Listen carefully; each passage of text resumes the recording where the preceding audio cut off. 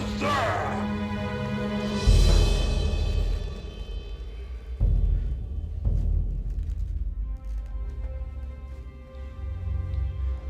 Your race originated here.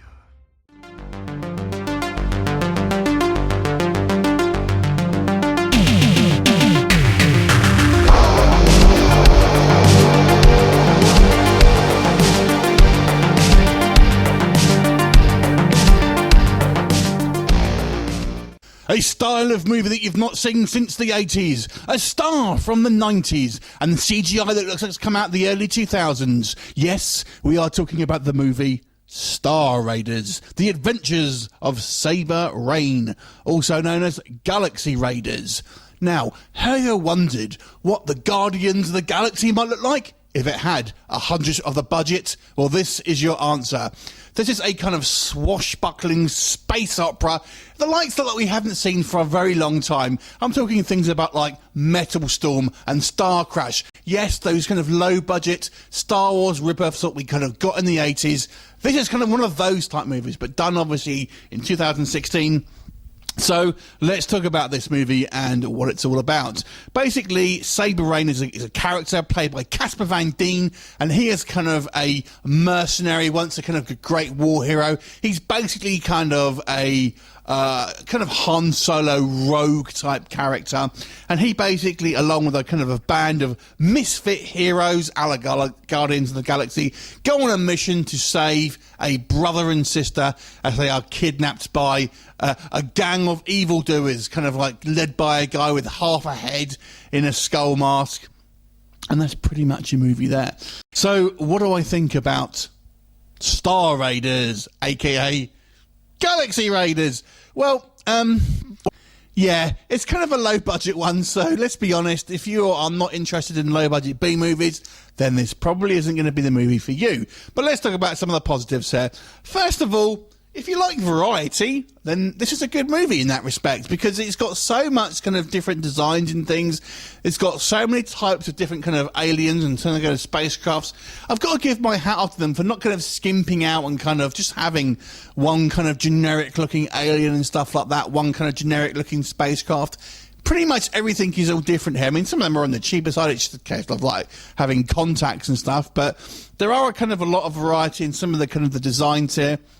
And I kind of quite like that. I also kind of quite like the idea of kind of having this almost like Flash Gordon kind of retro feel to it. You have this kind of look with some of the guys here. I mean, some of them are looking pretty cheesy, to be fair, but they kind of looks like kind of Flash Gordon characters, and they kind of he has an actual saber on him and stuff like that.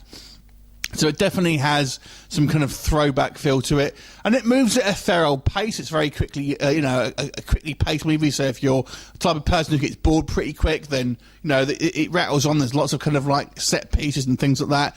And I've got to say, I kind of quite like some of the characters. In particular, there's a kind of like lizard woman who is kind of one of the sort of compatriots in kind of Saber Raine's little gang. I kind of quite liked her. I thought she was quite good. Probably my favourite character, actually.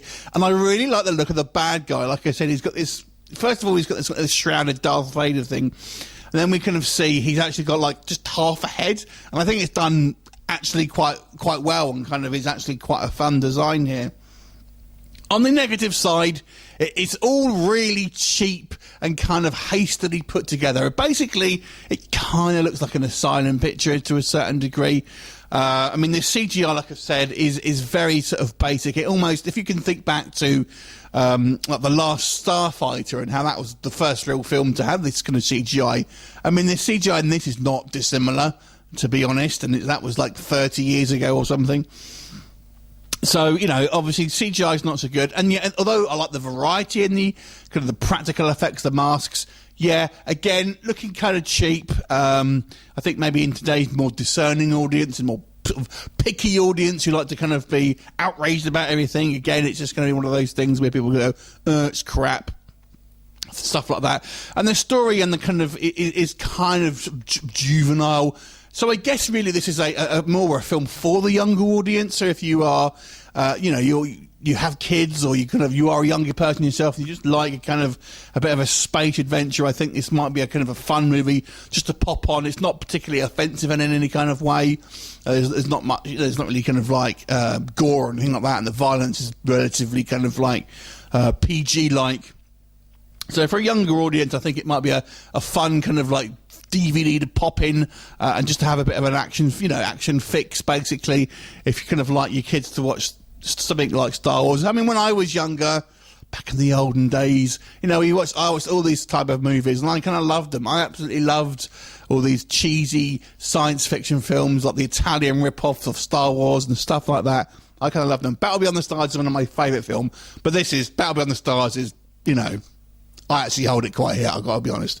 So overall, like I said, it's kind of cheesy. Casper Van Dien, it's obviously loving this role. He's just having a massive laugh whilst playing it. No one's taken it very seriously.